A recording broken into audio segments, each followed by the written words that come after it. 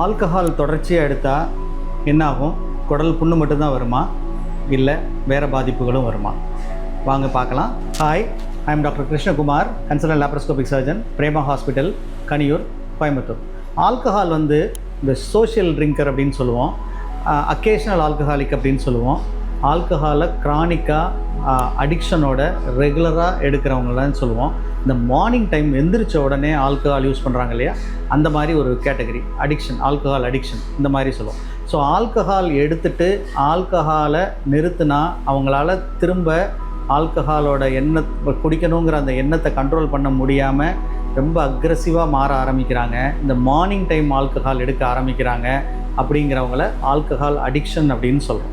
So ஏதோ ஒரு friends கூட வெளியே போகிறோம், பார்ட்டிக்கு போகிறோம், என்றைக்கோ ஒரு நாள் ஆல்கஹால் எடுக்கிறோம் அப்படிங்கிற மாதிரி இருக்கிறவங்க அக்கேஷ்னல் ஆல்கஹாலிக்காக சொல்கிறாங்க. ஆனால் அந்த அக்கேஷ்னல் ஆல்கஹாலிக்கும் ரெகுலர் ஆல்கஹாலிக்காக மாறுறதுக்கு அவங்களுக்கு ஏதாவது ஒரு ரீசனோ ஒரு சூழ்நிலைகளோ அமைஞ்சது அப்படின்னா ரொம்ப ஈஸியாக ரெகுலர் ஆல்கஹாலிக்காக மாற ஆரம்பிச்சிடுறாங்க. ஸோ ஆல்கஹால் எடுக்கிறப்போ பேஷண்ட் வந்து ஒரு ஆல்கஹால் எடுத்தேன், எனக்கு வயிறு வலி தாங்க முடியாமல் இருக்குது அப்படின்னு வர்றாங்க அப்படின்னா டாக்டர் எப்படி அதை அப்ரோச் பண்ணுவோம் அப்படின்னா, முதல்ல வந்து ஆல்கஹால் எடுத்ததுக்கப்புறம் எந்த இடத்துல பெயின் ஸ்டார்ட் ஆச்சு அப்படிங்கிறத பார்ப்போம். பெரும்பாலும் ஆல்கஹால் எடுத்த உடனே நமக்கு கேஸ்ட்ரைட்டிஸ் வருது அப்படின்னா மேல் வயிறு, இந்த எபிகாஸ்ட்ரிக் ரீஜனில் தான் நமக்கு பெயின் ஸ்டார்ட் ஆகும். இந்த எபிகாஸ்ட்ரிக் ரீஜனில் நமக்கு வரக்கூடிய அந்த பெயின் வந்து அந்த இடத்துல இல்லாமல் பேக்கில் ரேடியேட் ஆக ஆரம்பிக்குது அப்படின்னா வலி வந்து அந்த ஸ்டொமக்குன்னு சொல்லக்கூடிய 2 பார்ட் இருக்கும், ஆன்டீரியர் அண்ட் போஸ்டீரியர். அந்த ஸ்டொமக்கோட பின்பகுதியில் கேஸ்ட்ரைட்டிஸ் வரலாம்.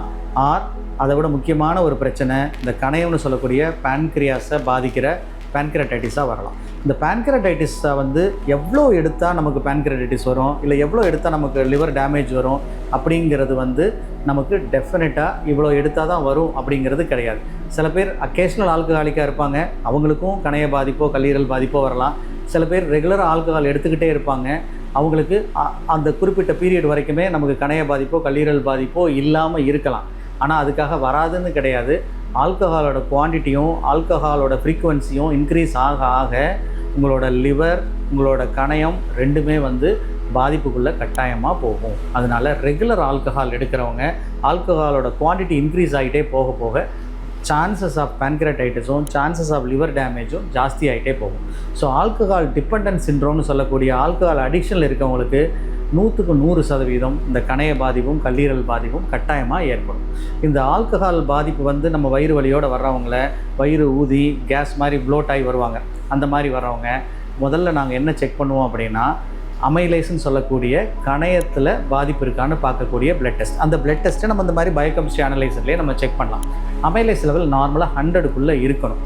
ஒரு 100க்கு மேலே போகுது அப்படிங்கிற மாதிரி இருந்தது அப்படின்னா ஆல்கஹால் பேன்க்ரியாடைட்டிஸ் வந்து சிவியராக இருக்குதுன்னு அர்த்தம். அந்த சிவியாரிட்டியுமே வந்து நம்ம வந்து 1000க்கு மேலே போகிறப்போ சிவியர் பேன்க்ரியாடைட்டிஸ் அப்படின்னு சொல்கிறோம். அப்போது மைல்டு, மாடரேட், சிவியர் அப்படின்ற மாதிரி ஒரு 3 கேட்டகரியாக நம்ம பேன்க்ரியாடைட்டிஸை கிளினிக்கல் மேனேஜ்மெண்ட்டுக்காகவும் எங்களோட ட்ரீட்மெண்ட்டோட அவுட்கம்காகவும் பேஷண்ட்டோட ப்ரொக்னோசிஸ்க்காகவும் நாங்கள் அதை கேட்டகரைஸ் பண்ணுறோம்.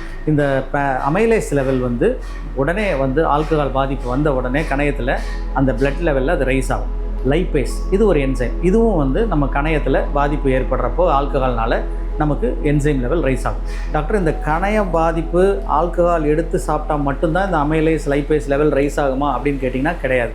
கணைய பாதிப்பு இப்போது பித்த குழாய்களில் பித்தம் அடைச்சிட்டு அதில் இருக்கக்கூடிய அந்த அசடு மாதிரி போய் கணையத்துக்குள்ளே அந்த பித்த குழாயும் கணைய குழாயும் ஒரே இடத்துல ஜாயிண்ட் ஆகும். அதுக்குள்ளே ஏதாவது பித்தம் உள்ளே போய் அந்த அசடு மாதிரி போய் அடைச்சிக்கிச்சுன்னா அப்போவும் பேன்க்ரியாடைட்டிஸ் வரும். அதை கேல்ஸ்டோன் பேன்க்ரியாடைட்டிஸ்னு சொல்லுவோம். ஏதாவது பாய்சன் ஏதாவது எடுத்துட்டாங்க அப்படின்னா அதுவும் கணையத்தை பாதிக்கலாம். சம் மெடிசின்ஸ் ஏதாவது சாப்பிட்டு அதனால் வரக்கூடிய பாதிப்புனாலே இருக்கலாம்.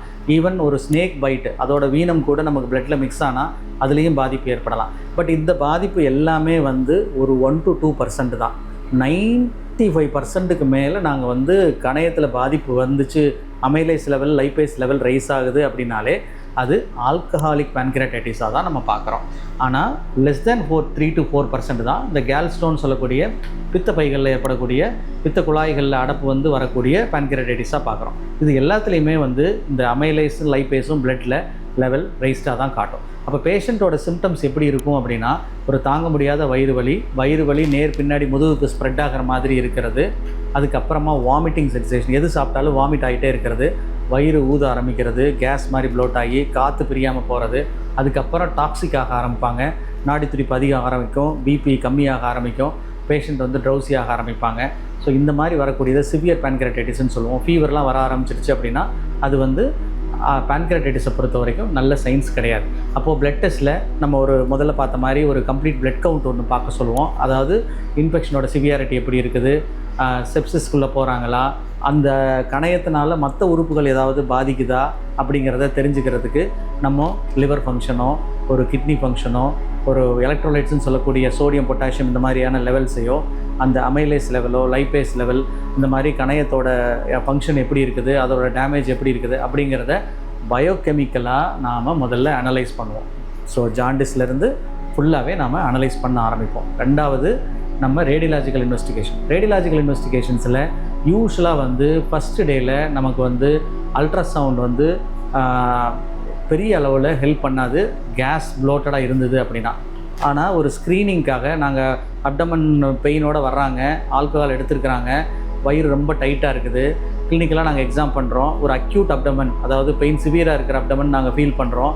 அப்போது நாங்கள் ஒரு பிளைன் எக்ஸ்ரே அப்டமன் கேட்போம். பிளைன் எக்ஸ்ரே அப்டமனை நிற்க வச்சு ஒரு எக்ஸ்ரே எடுப்பாங்க. அந்த மாதிரி எக்ஸ்ரே எடுத்தோம்னா நமக்கு ஏதாவது ஆல்கஹால் எடுத்து வயிற்றில் ஓட்ட விழுந்தால் கூட ஒரு ஏர் மாதிரி ஒரு கேஸ் வந்து அந்த இடத்துல தெரியும்.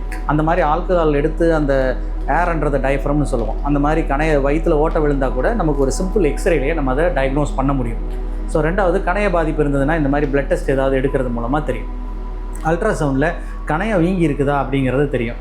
சிடி ஸ்கேனில் நம்ம கணையத்தோட பாதிப்பு ஒரு 3rd டே 4th டே எடுக்கிறப்போ கணையத்தை சுற்றி நீர் கோத்துருக்கா, கணையத்தில் நீர் கட்டிகள் ஃபார்ம் ஆகிருக்கா, கணையம் அழுகி போயிருக்கா, கணையத்தில் கெட்டுப்போன திசுக்கள் ஏதாவது இருக்குதா அப்படிங்கிறத பார்ப்போம். அதை சிடி சிவியாரிட்டி இண்டெக்ஸ்னே சொல்லுவோம். அந்த மாதிரி கணையத்தோட பாதிப்போட சிவியாரிட்டியை தெரிஞ்சுக்கிறதுக்கு நாம் இந்த மாதிரியான இன்வெஸ்டிகேஷன்ஸ் எல்லாம் யூஸ் பண்ணுறோம்.